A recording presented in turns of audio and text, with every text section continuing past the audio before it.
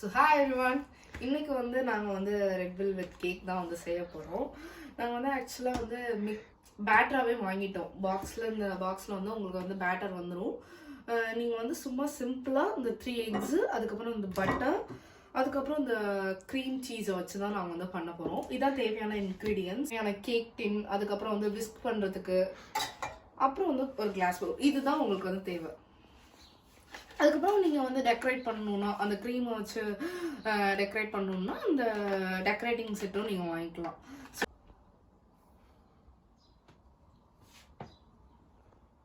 இந்த பேட்டரை வந்து நம்ம வந்து அன்பேக் பண்ணி இதை வந்து நம்ம கொட்ட போகிறோம்.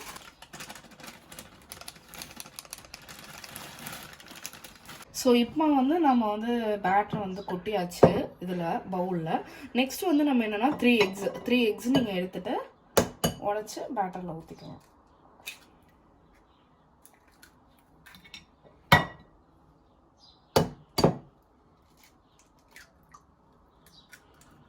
ரெண்டு, இந்த லாஸ்ட் ஒன். இப்போ வந்து ஊற்றியாச்சு. நெக்ஸ்ட்டு வந்து 175 ml வாட்டர் எடுத்துக்கோங்க.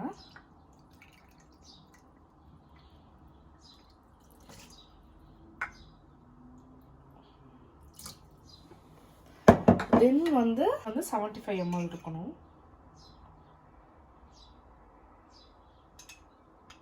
த்ரீ எக்ஸ், அதுக்கப்புறம் வந்து வெஜிடபிள் ஆயில், வாட்டர் வந்து எல்லாத்தையும் போட்டாச்சு.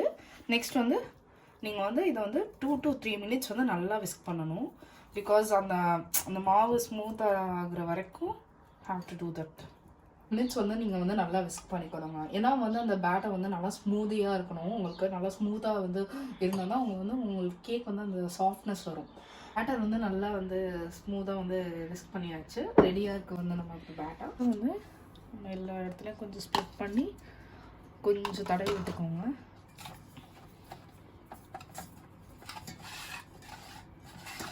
இஃப் யூ ஹேவ் ப்ரஷ்னால் அதில் நீங்கள் பண்ணிக்கலாம்.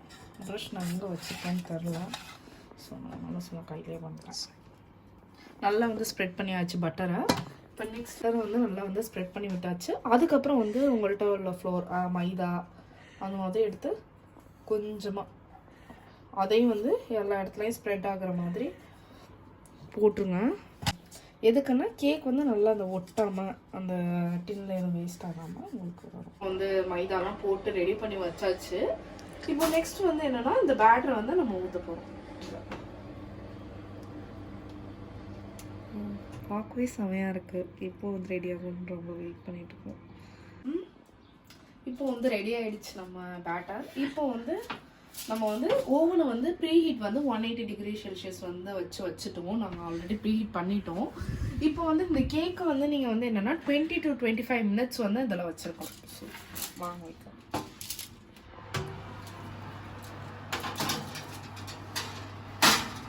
20 to 25 minutes அப்புறம் தான் நீங்கள் வந்து இதை எடுத்து பார்க்கணும்.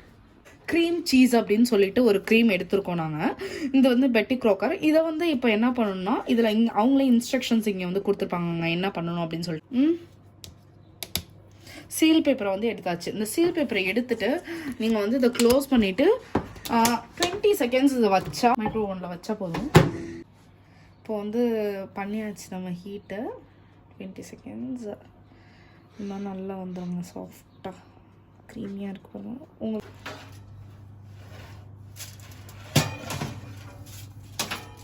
இப்போ வந்து டைம் ஆகிடுச்சு. 25 minutes கிட்ட நாங்கள் அதை வந்து வச்சுருப்போம். ஸோ இதை வந்து கூல் பண்ணுறதுக்காக நம்ம வந்து ஒரு 10 minutes வந்து விடணும். அதை நம்ம இப்போ வந்து கேக் வந்து ரெடி ஆகிடுச்சு. இதை நம்ம ஹாஃபாக கட் பண்ணியாச்சு. நாங்கள் கட் பண்ணிட்டோம்.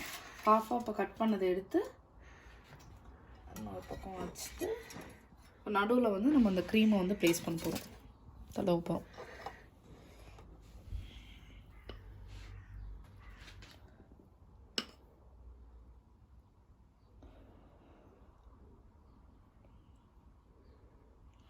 கேக் வந்து ரெடி ஆயிடுச்சு.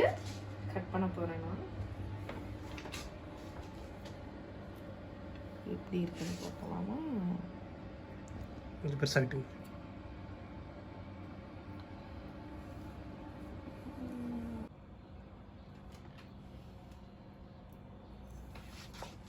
டேஸ்ட் பண்ண போகிறேன்.